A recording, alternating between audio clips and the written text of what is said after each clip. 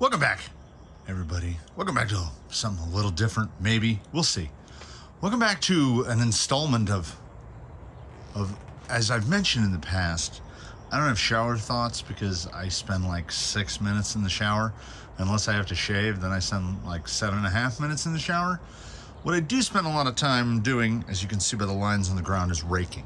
So this is something of an installment of Raking Thoughts Realized. We've got the stuff brought back over. Usually this stuff is hanging out by the garden shed, because the garden shed is one of the most recent structures. So as this was happening, what's on the ground below you, I had a thought. And that thought germinated as I raked further and raked more. And I kept raking and I kept raking until, you know, I mean, it goes as far as you can see. I raked everything.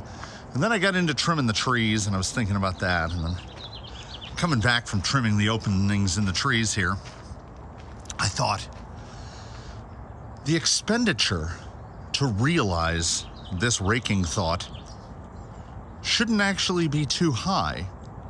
So what say we head over to the Lowe's and we grab some stuff and we combine it with this this little bit of reclaimed plywood over here, and we don't see if we can't realize a raking thought.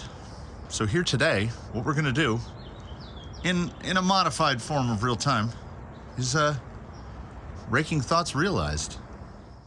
That seems to be a trend. My attempt to use the gimbal has ended already because I don't know, I guess it doesn't like 50 degrees. Anyway, the only update we have is I made a bunch of mess on the floor and I've ripped the sheets 15 inches wide. Will that be wide enough for what we're doing? No idea. I just knew that I could get 3 pieces per sheet if I did them to 15 inches. So 8 feet, 15 wide, 2x4s.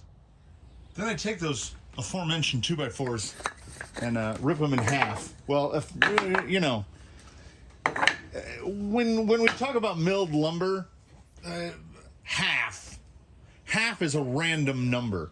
We're just gonna let that go. A 2x4 is not 2x4, as everybody knows. It's about 1.5 inches by 3.5 ish. They used to be 3 5/8, and they were 3.5, and now they're barely 3 1/4. So I basically set these to 1 5/8 inches, and then I rip them to where they're both the same.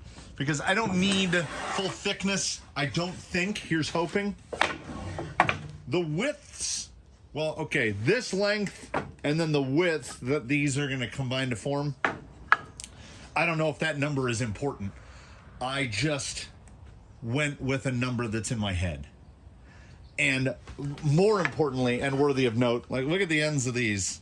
In terms of what modern lumber looks like, this isn't bad. And I bit the bullet and I made the choice. Like, that's for what you get in mill lumber from a big box home improvement store. These are actually pretty nice, and I paid the difference. I picked up a couple of the GDFs and the kiln-dried whitewoods. The kiln-dried whitewoods look like they fell off the truck on the way to the store, and when they say green on Green Doug Firs, they mean green. It felt like somebody had just pulled those 2x4s out of a lake. Each one probably weighed 12 pounds. So these cost 50% more, but lumber cost is back down a little bit. So $3 for the megatons, $4.50 for these. I was only buying 8 of them.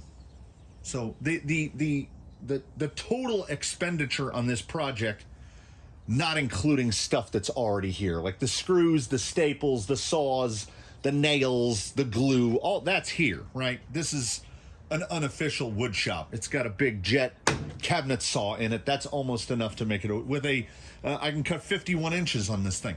So that's almost enough. And I would also like to point out, this saw is of a sufficient age that this tool was made in Auburn, Washington. Where was I going? Oh, my expenditure is I bought 2x4s and I bought a pair of hinges. And that's it. Everything else was already here. So this is like a $50 shower thought, raking thought project, which now I'm going to start putting these together, and then I'll get some plywood on them, and you still won't be able to tell what it is. Has time passed? Yes, absolutely time has passed. If you're excessively nautical, you should be able to tell by the shadows, right? So step one is start with an idea that comes to you while you're performing some sort of mindless task. Showering, raking, etc. The second step is to assault that idea with a level of confidence that could only be described as irresponsible. Like, we're tight bonding this, like it's getting glued together. You make one, and then because of the idea you had in your head, you make a second one. They are identical, but this one has hinges on the end. They cannot currently be attached together because, let's just say, angles. Can't be attached because of angles. You get your pre-cuts done on these 8-footers. So yes, the thing that we're doing is going to have an 8-foot footprint. You can see there's some little notches on the end. So this to me is almost a bit of a mindless task too, because I'm attacking it with such confidence and not writing any numbers down, not doing any kind of math. We're just going at it. So first, let me say it's 3 days. It's 3 days to Christmas. Christmas is Sunday. This is Thursday. And when I say this is Thursday, I mean I don't have the forethought to record these videos ahead of time. So this is Thursday morning. At lunchtime, I edit the video while I eat lunch, and then I upload it, and then you watch the video on the same day I made it. If I understood how the live stream stuff worked, this is basically that. You're seeing a live stream on a moderate tape delay. So allow me to apologize to all. I'm not flaunting. Like you can see what the yard looks like here in the background. I apologize to anyone under the influence, the direct influence of the polar vortex. I'm not trying to flex. This isn't a California flex. It just, like, I'm sweating right now. It happens to be in the 70s, right? Because the winter air is coming down and crushing you guys. But as it swoops like that, like what was it supposed to be, 70 below in Wyoming? As it swoops down, it pulls up hot air to us.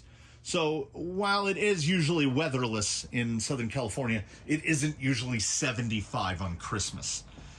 That's what we're going to have. We've got a week of like 70-plus degree days.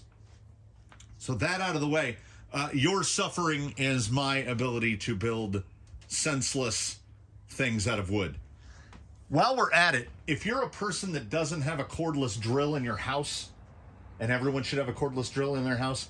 Right now, I'm trying to do the mental math on how many cordless drills I have. I can't. It's double digits. I love me a cordless drill. My garden shed is a Cobalt Kingdom because I have they got me into their ecosystem. So I've got drills, sawzalls, the Cobalt cordless sawzall is fantastic. It's super strong. It's almost as strong as a plug-in one. And when you have as much area as I do, that comes in. So I'm walking. I have a drill. I have a Bosch Lithion. It is so old. It doesn't even, like, you know how nowadays they put the name on everything? It doesn't even have the name on it, right? That guy was one of the tools that essentially built this building, built my house. I used that thing for years. I mean years, probably close to 20 years. And then finally, I don't know if it's motor brushes. I don't know what it is. It finally just, and now you pull the trigger. Sometimes it works, sometimes nothing happens. So as I'm in the Bosch ecosystem as well, I looked at what the Bosch offerings are nowadays for 18 volt, and they've got expensive ones and they've got cheap ones. And that is the cheap one. And I hope the lighting is better in the edit than what it looks like here, because that just looks like black to me. Best as I can tell, this is the same thing that's in the GSR 12 that I used to have that died, that shorted out and died. So apparently the 18 volt must be either newer or better, or they changed something, because it doesn't weigh anything. It's plenty strong. Is it as strong as this guy? Well, I mean, no, look at the different size of gearbox. But if you were just going to have one drill in your house to just attack things, drill holes, put up picture frames, etc., this guy, I like this more than this, because this with a battery on it weighs less than this just sitting here like this. I'm completely happy with this as you know, keeping me in the Bosch ecosystem. I've got one of those tools that you almost never use, the vibrates the saw blade back and forth like that. It's that tool that falls into that classification of you don't know you need it until you need it, and then when you have it, when you've got to trim something off flush to the floor, there's nothing else that can do that. So anyway, back to the realization of this. I've now got to cut down those sheets of filthy plywood more. They've all been ripped to 15 inches wide, which is the width of that frame piece.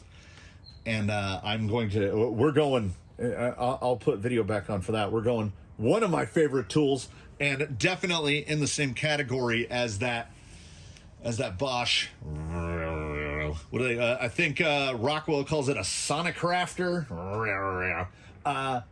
Goes into the same category with that, but again, another tool that helped me build most of the things I've built recently, carpentry-wise. So let me do some ill-advised stuff. I cross-cut plywood on the table saw, and you're not supposed to do that, like, ever. But out there in the box, you might be able to see it, is my handheld. Rather than take that out, I've got to make like 5 cuts. We're just going to do it on the fence, and I can't bear to have anyone see me do things that unsafe. So you'll see me again after that, unless I'm in the hospital. We're going to begin, of course, with an excess of Type Bond 2. You buy it by the gallon, and then you use it in copious quantities.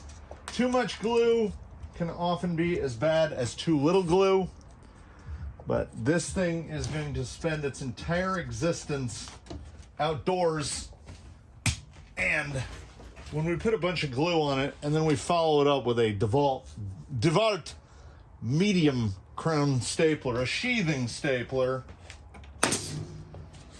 one of my, try to get it a little straight, one of my favorite things. It's so good. Like, nails can split, nails can pull out. You're not gonna have that with this. When these go in, there's one recourse if you get it wrong, which is pry the thing apart with a pry bar and cut all the legs off the staples, because they don't come out. They don't come out at all, and they don't come out ever. So I'm gonna shoot about 50 more staples into that one. And of course, I did this one in advance. So now we have 2. Needs a little bit of cleanup. I'll have to dig the belt sander out. It's around here somewhere. I gotta correct this bevel. So I'll take care of that too. Getting closer to lunchtime. I gotta shoot a bunch of staples. Has anybody figured out what it is yet? All right, folks. I've just been informed. Like I say, the limitations of the nearly real-time vlog format. I've just been informed that apparently Christmas shopping isn't done. So, like, my Christmas shopping is done. Anyway, so that's all you get in this one. I will have it finished after the shopping and everything. So tomorrow, weekly update, this will be finished. In the meantime, this gives you the opportunity to guess, what is it? What's he making? What during the raking, what were the thoughts? What thoughts got into his head and made him make this, which still untested, unproven. I don't even know if it's going to work. The history okay. In closing, aside from bridges, there's not a real lineage of success with wood out in the canyon. Like, I tried to make some wood obstacles and I didn't like them. The only thing out there that's made out of wood are bridges. I will tell you, no spoilers, this is not a bridge. It's hingy. It's hingy. So tomorrow, guess in the meantime, and tomorrow you'll find out. Thanks for watching this extremely vloggy format of, I guess this would definitely fall into the it's all content classification. Do tune in tomorrow to find out what it ends up being. And I got stuff to talk about, but we saved that for the weekly update, so we'll just cap this one here.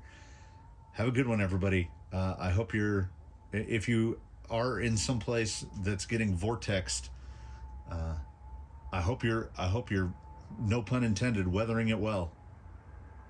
Season's greetings once again from the land without weather. And we absolutely look forward to seeing you in the next one. So hopefully I'll see you tomorrow, everybody.